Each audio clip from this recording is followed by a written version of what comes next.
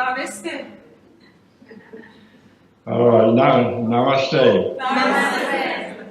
And namaste is a Sanskrit word that means, from my essence of being, I acknowledge your pure essence of being.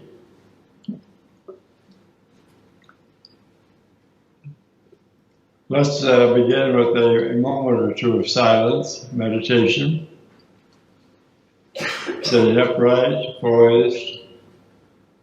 Open your mind and your pure essence of being to the infinite. Acknowledge and feel the omnipresence of God.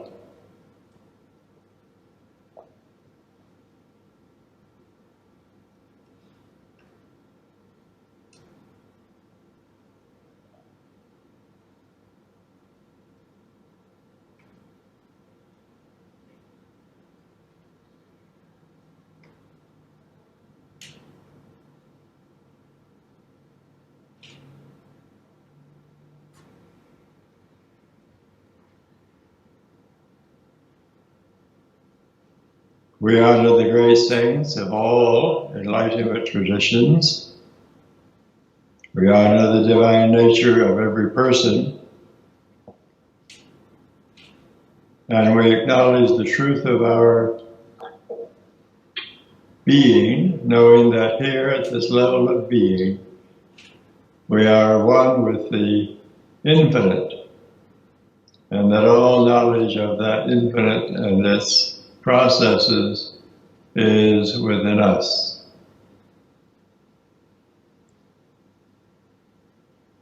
And we acknowledge that because we are units of the pure essence of ultimate reality, what is true of it is true of us, and this can be realized.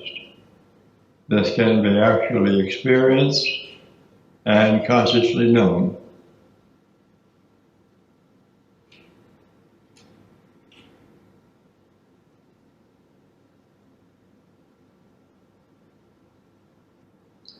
Let's chant Om once.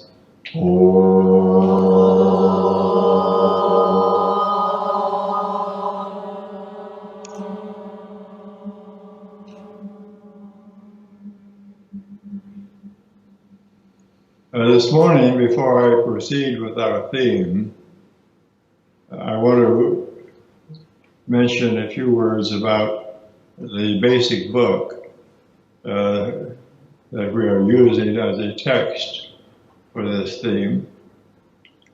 In Turkey many years ago, and this is available to you right there with, I'm sure you have it available there. Or I can, I'll be at the screen up here. All right. So it's nice to know that our books are increasingly widely circulated.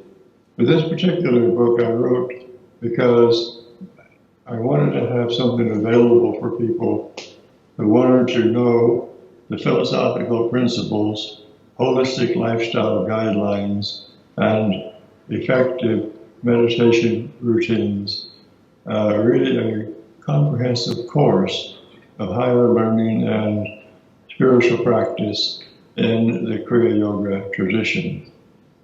And as I'm sure most of you know, that Kriya Yoga is simply a matter of low emphasis of practice, and it is not a distinct or classical yoga. The classical yogas are the Hatha Yoga, Bhakti Yoga, Karma Yoga, Jnana Yoga, Raja Yoga.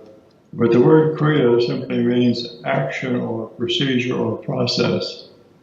And yoga, the precise definition is unification of attention and awareness with our essence of being, the result of which is self-realization. So when Paramahansa Yogananda, my guru, came to this country in 1920, he told people that he taught Kriya Yoga, and then he had to explain what the practices involved. And today, many people are not clear on the basic practices of Kriya Yoga. Many people who read Paramahansa Yogananda's book, Autobiography of a Yogi, after having read the chapter, The Science of Kriya Yoga, think that Kriya Yoga practice is simply a pranayama or a breathing procedure used when meditating. But in fact, in the Yoga Sutra, in the Patanjali, in the second chapter, Patanjali described the total practice or complete practice of Kriya Yoga as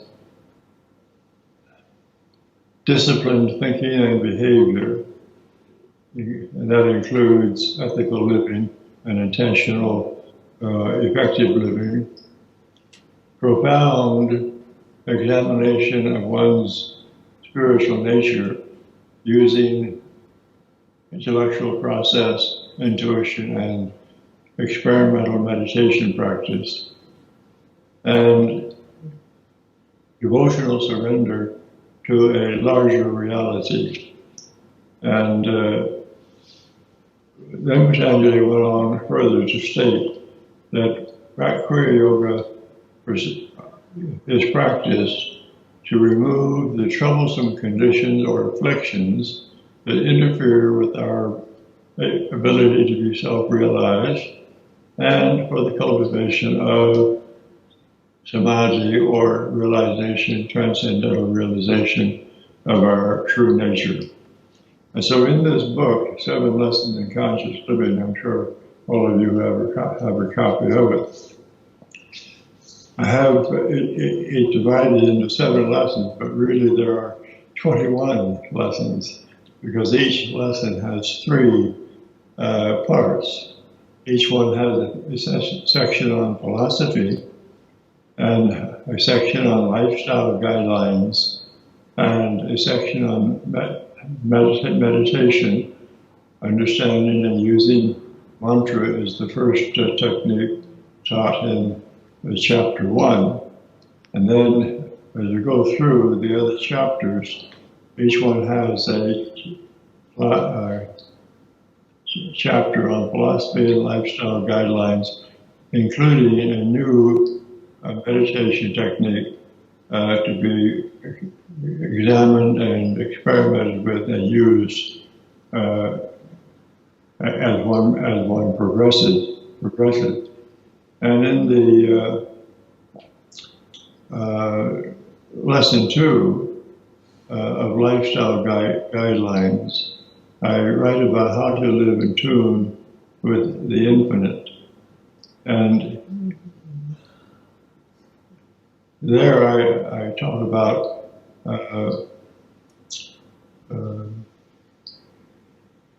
Ayurveda and how to use diet and mental attitude and lifestyle routines to balance the mind-body constitution. So I planned this as sort of a complete guide to self-actualization, that is, the actualization of our innate spiritual qualities. So that is why I'll be referring to it constantly in the months ahead as we gather together as we have done this morning. But this morning I want to emphasize meditation practice because it is the basic spiritual practice to be used. And I emphasize the importance of meditating on a daily basis. And meditation sessions don't have to be long in the beginning when we're first learning how to meditate. And so the questions come, how often should we meditate? Where should we meditate? Can children meditate? And so on. So I'll answer some of these questions now. anyone who is reasonably alert and intelligent can learn to meditate with benefit. There may be symptoms or situations that have to be cleared away first before a person can meditate skillfully. For instance, if a person has what is called attention deficit disorder, that's a fancy definition or name for difficulty in concentrating. Many people have that problem. During the course of the average day, their attention is easily attracted from one situation to another. And when they sit to meditate, they just can't focus their attention. They try with noble resolve or a good intention, and in just a few seconds, they're off somewhere else, involved with thoughts or emotions or memories or sounds in the environment. So with training, we can overcome this tendency to be inattentive. It takes training. And some people who have a bipolar condition or a more serious psychological condition that results in mood changes and euphoria and then depression. This condition often has to be handled and cured, healed, before a person can meditate effectively. Sometimes the question comes up, can children be taught to meditate? Yes, they can, but usually we recommend that children be only encouraged to meditate for a few minutes at a time. And that is to avoid the possibility of them getting involved in fantasy or daydreaming. And also because most children's attention span is not very long. But in America now, and in Europe, in some private schools, meditation is being taught effectively to children, small children, 6 and 7, 8 years old, and older, of course. But they're only taught to sit for 5 or 7 or 8 minutes, and it's not called meditation or spiritual practice. It's simply called a time for mental peacefulness and emotional calmness. And the children respond to this practice session, they enjoy it. And it has been observed that children who practice a simple procedure like this on a daily schedule, that they have much better emotional control, they get along better with their classmates, have fewer disagreements and arguments, they have better study habits, and they get along better at home with their parents and brothers and sisters, because they're more peaceful, more self-contained, and for instance, at school, if a child is challenged by another child, instead of reacting emotionally, the child may say, "Oh, I'll count to 5. 1, 2, 3, 4, 5," and that provides space for the child to think before reacting. So they learn to control their emotions, and they enjoy learning to do that. So children at an early age can be taught how to control their emotions, how to concentrate, how to enjoy peacefulness, and how to interact with others in their age group or in their family or neighborhood environment more skillfully and effectively. For the average adult who starts to meditate, we recommend that they meditate maybe 15 or 20 minutes at a time. Again, because the average person, if you go beyond that stage, unless they're very devotional and they aspire to be more spiritually awake and they're looking forward to having a positive meditative perceptions. The average person, after 15 or 20 minutes, is going to start, they're going to be distracted, they're going to be bored, or the concentration is going to be impaired. So we recommend for them sitting for 15 minutes, maybe 20, but being very alert, very attentive, being aware of what's happening, and then conclude. And then during the next meditation session, do that and continue until the ability to be attentive becomes more well developed. And then a person can sit longer with enjoyment, again experiencing the sensation of being poised, peaceful, alert, with a clear awareness, watching thoughts come and go, if thoughts do rise and fall, watching memories surface and fade away, and then being able to be focused right here now. And it's more important for a person to learn to be aware now, in the moment, than it is to strive for some mystical experience. Some new meditators who are religious or devotional by temperament, they want to have an ecstatic experience, a vivid relationship with the infinite, some evidence that they are communing with God or a larger reality. And they're striving too hard to predict the outcome of meditation.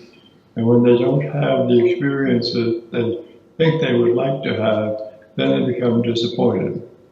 Or they spend some time with frenzied chanting or prayer or rhythmic breathing and so forth to create an emotional arousal and an altered state of consciousness, which they mistakenly think is an indication of communion with God, when it is not that at all. It is only a different state of consciousness that they've generated with their practice. The purpose of meditation practice in the long term is to calm the emotions and calm the mind and to experience a very clear awareness. Very clear awareness. And when awareness is very clear, we call this super consciousness. Super consciousness. And the word super indicates a state of consciousness which is superior to and other than ordinary states of consciousness that we experience during the course of the average day. So super consciousness is other than and superior to ordinary states of consciousness that are usually modified or influenced by random thoughts and shifting moods. And when we can experience superconsciousness, a clarified state of consciousness for a short period of time to begin, this has transformative influence on the mind and body. Regular repeated episodes of superconscious meditation will clarify the entire range of the mind and awareness, even down into the subconscious level. So the subconscious conditions that were formerly troublesome or disturbing will be smoothed out, evened out, weakened, and a person will then be more peaceful and calm on all levels of being. Also, research at universities working with volunteer subjects who allow their brains to be observed without brain scanning devices when they meditated, indicated that the prefrontal lobes of the brain become more developed with meditation practice. And just in a few weeks, the positive changes in the brain have been observed. in meditators. So it's just a matter of practice.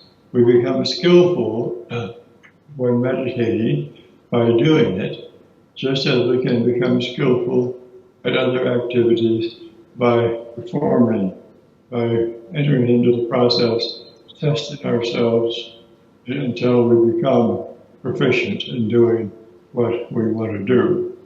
And when we first sit to meditate, usually most people have somewhat of a devotional or religious nature, and they enjoy prayer. And so they simply pray their way into the silence. They imagine or contemplate this ultimate reality or God, or they think of it as they know it to be, and they pray to it to establish a sense of communion, a sense of harmonious relationship with it. And sometimes when they get to that stage of what we call communion with that reality we call God, there we can rest for a while and just experience that state of consciousness. We pray our way into the silence until we experience this awareness of being in harmony or in communion with God or this larger reality, and there we abide for a while. That can be a very satisfying way to meditate in the early stages. And sometimes you don't even need to pray very much once you have been successful in having this kind of an experience. You just sit. And as soon as you sit and close your eyes and turn your attention inward, you feel that you experience that adjustment, the change of mental attitude, the change of emotions, the change of awareness, and you're just there in that very peaceful, calm, communion state of consciousness. And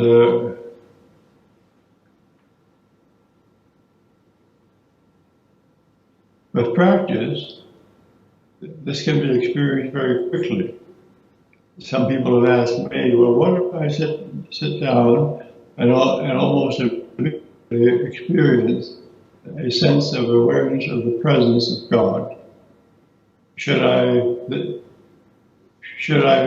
then go beyond that and use mantra or visualization or breath awareness or chanting or some other technique? And so I say, well, no, if you're already there, be there. If you're already there, be there. Techniques and forms of meditation practice are for the purpose of enabling us to experience a shift of viewpoint, a change in state of consciousness. But if we're already there from the outset, we don't want to disturb that experience.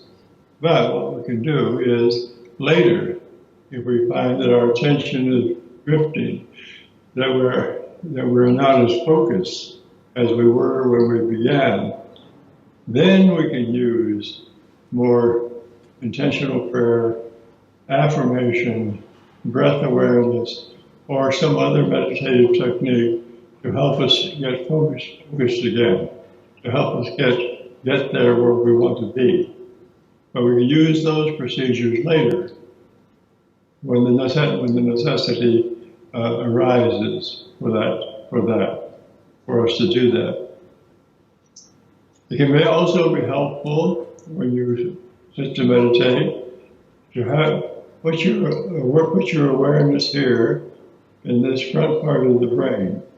Now, it's not necessary to forcibly roll the eyes up like this, but simply bring your attention here, be aware here. And the reason for this is that the prefrontal lobes of the brain are associated with concentration and decision making. So if your attention is here, it is more likely that you will be able to concentrate more effectively with intention. Teenage children, for instance, and young adults up into their early 20s commonly have a problem that the prefrontal lobes are not sufficiently developed, and so they have poor impulse control. They're emotionally unstable, or they take chances on the highway when they drive. They drive too fast and too recklessly, or they'll jump from high places into water, of course, with friends if they're on an outing. And that's one reason is because the prefrontal lobes of the brain are not yet highly developed. So they're more likely to give in to impulses. And even though they know better, intellectually they know, oh, I shouldn't be doing this, but what the heck? And so they go for it. So when the brain becomes more developed, then our powers of choice become more evident, and we become more self-controlled, and enjoyably so. And then it is easier to live wisely in all the aspects of life, to make the right choices as to relationships that we maintain, to make the right choices regarding the food that we're going to eat, to make the right choices regarding how much time we're going to work each day and how much time we're going to rest, how much time are we going to give to study higher realities and the facts of life in order to be able to live more effectively. And so we can make these choices better when the areas of the brain that are associated with decision making are more highly developed. So meditation also slows biological aging processes. People who meditate on a regular schedule and have an otherwise healthy life, usually if they're examined by medical doctor, they will check out biologically younger than people of their age. Say they're 75 or 80, they will check out their body will be like 55 or 60 as far as its functions of the organs and so on. So there are very positive benefits to meditating, even for people who say, well, I'm not particularly religious right now. I'm not really interested in being on a spiritual path. Why should I meditate? Well, because if we meditate effectively on a regular schedule, it's enjoyable, and physically and psychologically we'll be in much better condition. And with enhanced awareness, our appreciation for life can also improve. So where to meditate? Any quiet place. Any quiet place will do. And I recommend for folks who are really intentional about meditating effectively, that they have a place set apart in their home or their apartment, if possible. We want to, of course, be compatible with our others who live in the same building, the same house. But if we have a private place to go to when it's time to meditate, that can be helpful. Not absolutely necessary, because as long as the environment is quiet and you close your eyes and be still, you can meditate effectively. But you have a private place set aside, perhaps with a few of your inspirational or spiritual books and your favorite chair that's very comfortable where you're going to sit. You know when you go there why you are there. You are there to devote yourself to inward contemplation. And so then you're not likely to think about everyday mundane concerns while you're there in that little meditation chamber that you've set aside for that purpose. And daily, we recommend, because if you have the habit of meditating, you're going to be more inclined to look forward to doing it. And when you look forward to doing something, your anticipation builds even before you start doing it. So then when you sit, you can get right into it. And it's not difficult to do.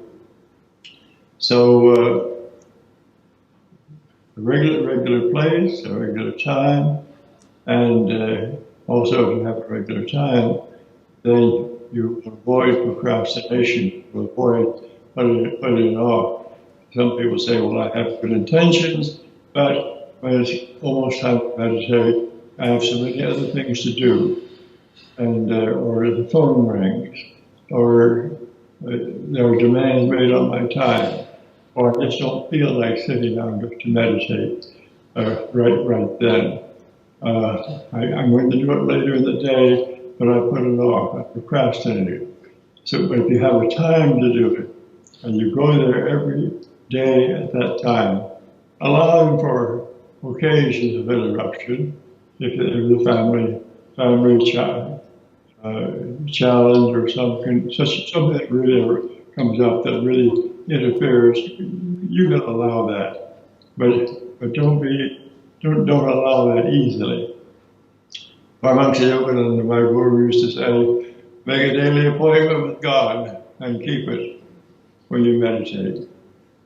So that's one way to think about it. If you had an appointment with God tomorrow morning at 7 a.m., you would be there, wouldn't you? You would say, well, I would like to be there, but I said, I'm just too busy to admit that I can be, or to promise that I can be. Maybe later, maybe I could change the schedule a little bit. Maybe God would be adaptable and would understand. So many years ago, in America, back in the 50s, 1950s and 60s, there was a lot of publicity about using meditation to manage stress. And in Boston, at Harvard University, there was a medical doctor, Dr. Herbert Benson, who gathered some people together as volunteer subjects, and he wanted to experiment with them, with their permission, to find out if there were certain procedures that could be used to help people manage stress, so they could be relaxed and peaceful and not uptight and restless and anxious and so forth. Well, it happened that a few of the people who volunteered were meditators already, using a simple mantra method. And that is simply you have a preferred word or a word that you enjoy using. You simply sit, and for 15 or 20 minutes or so, you simply mentally repeat the word. It could be Om, it could be peace, joy, any word that pleases you. That keeps your attention focused. Then you relax, your emotions settle. And then he discovered that you didn't need a magical Sanskrit mantra to induce relaxation and reduce stress. All you had to do was follow the routine. Sit, use your preferred word or mantra for 15, 20, or 25 minutes, and conclude your practice. Well, he realized that he was on to something, and he wanted to introduce his findings to a larger number of people. So at medical conferences, he began to tell his experiences. And of course, the medical doctors were there, and one of their colleagues was telling of these findings. They listened, they were very attentive, And instead of calling it meditation, he called it the relaxation response. And because he was working for it to reduce stress. But he said later that he noticed that people who practice this simple process as part of a daily devotional practice, say when they first came to the clinic, if they were already engaged in a devotional practice of some kind, because they enjoyed having that practice, and they simply included this simple procedure in their overall practice, they were the ones who were inclined to stay with that practice for a longer period of time. What practice it only for the immediate benefits of stress reduction, when they had some improvement of lower blood pressure, more peace of mind, and so on. Sometimes they deviated from their practice and didn't practice on a regular schedule. But the ones who included it as part of a devotional ritual were inclined to practice it for weeks, months, because they found it enjoyable and helpful to them in accomplishing the quiet states of consciousness that they wanted to experience, which was more than just stress reduction. When I learned to meditate, I first read 2 books on yoga when I was in the 10th grade. And I tried to meditate from reading instruction, but I wasn't very successful. And then when I was 18, I met my guru, Paramahansa Yogananda, in California. And then I entered into daily meditation practice, first with a group of other disciples of his, and then privately, mostly privately for 4 years. And I began with short meditations, 30 minutes, and then 40 minutes, and then 50 minutes. And at one time, I was meditating up to 4 hours at a time. But remember, I was in a monastic retreat environment, and that was part of the reason I was there for that purpose, was to experiment with that process.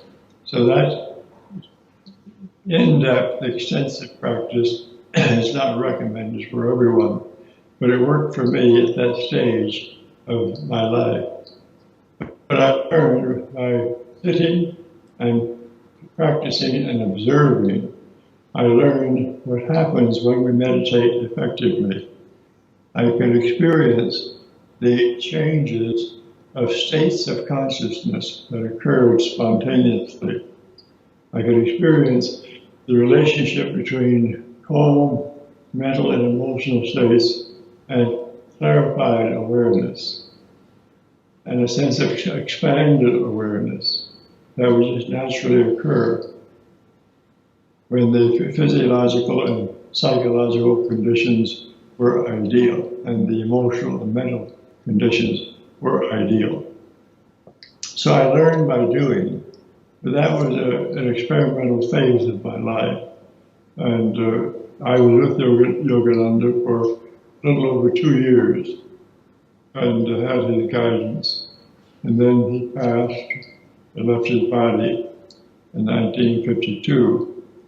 And I remained with the organization as a minister, teacher of the organization for another 2 years after that, when I was 21, 22, 23 years of age.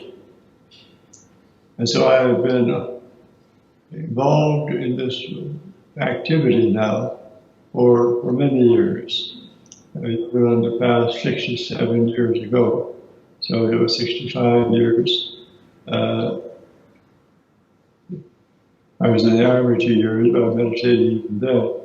So at least 63 years, I have been focused on doing what I do. So I'm not an amateur or a beginner on the spiritual path, or I'm not a person who is just sharing ideas that I think might be interesting to talk about. I'm sharing information as the result of my own personal experience over long years of practice. And I found, as years passed, that everything EUGENE told me was true. He said, if you will do certain things, you will have certain specific results. And if you are patient with yourself, but persistent, and don't give up, and aspire, and live right, then you will have the results that you deserve to have. And I found out it was true, that if we do what we know is beneficial, if we do what we know will be helpful, and just follow through, we have the results, and they're very satisfying. So then, this doesn't mean that we are always in a state of flawless spiritual enlightenment. There may be occasions when we wonder, is there anything more to life? Is there anything more that I should be doing with my life? And these are questions that we should ask anyway. We should ask frequently, what should I do with my life that will be of value to me and to others? That's an important question to ask. So that we're not living selfishly.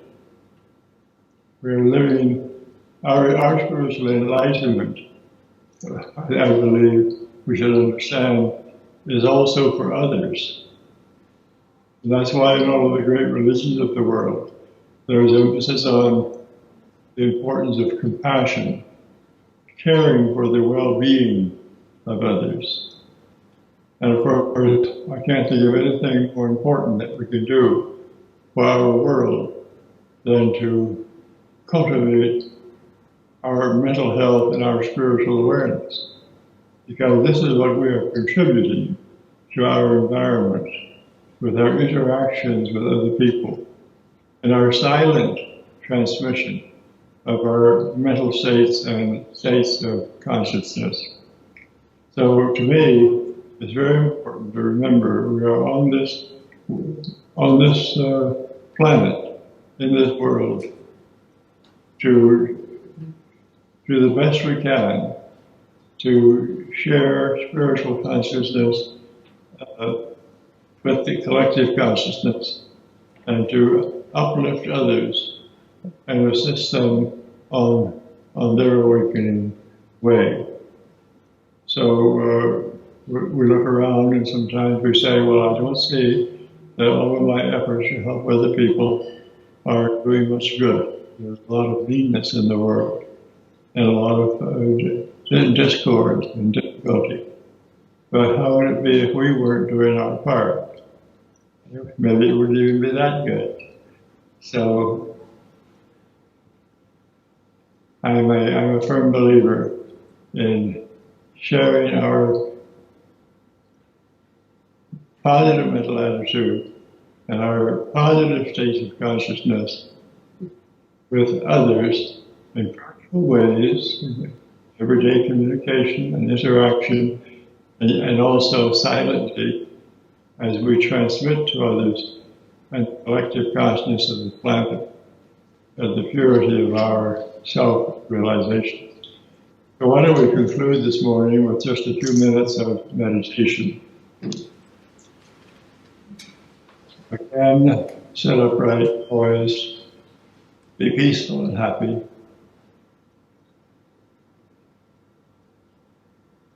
Acknowledge the one power, the one presence that pervades the universe.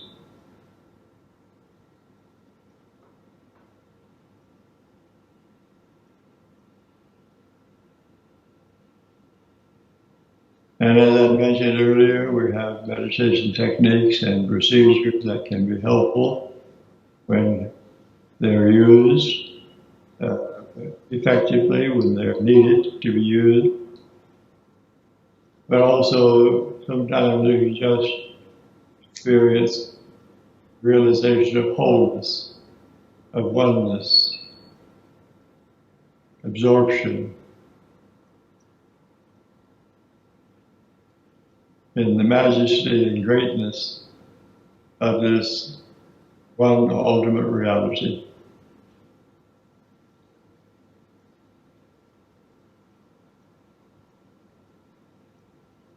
then in time, it's not so much that we are doing what we do is important, although what we do, if it is wholesome and appropriate and effective to some extent, that is beneficial. But the time comes when we're so absorbed in experience and knowledge or realization of the infinite, of this one reality, that we become its expressions. It expresses through and as us, as it is inclined to do. So our ego, our small sense of self-identity, is dissolved. And that will we call God's will alone prevails.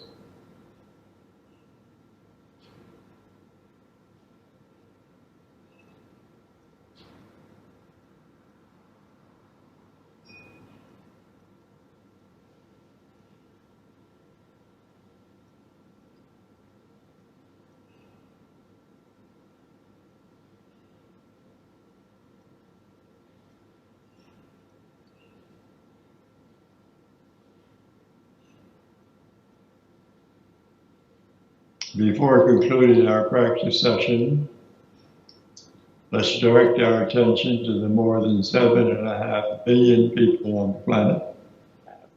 Radiate goodwill to everyone everywhere. Wish for the highest good of everyone everywhere.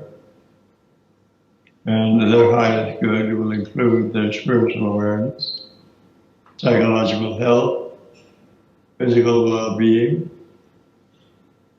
prosperity, happiness, harmonious relationships.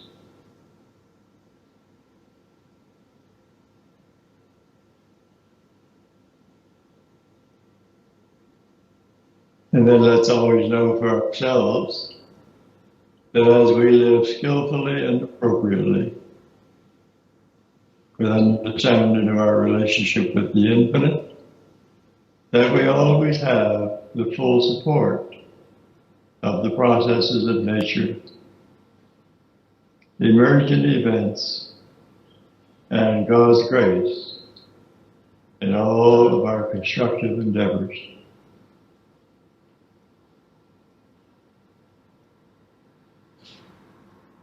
And at all times, even when we're not meditating, when we reflect upon our essence of being, what we are in relationship to the wholeness of life, let's be able to affirm, to know, I am an immortal spiritual being.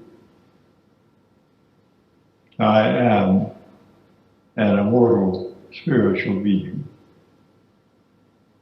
Know this for yourself, because it is true. Let's chant Om once. Om.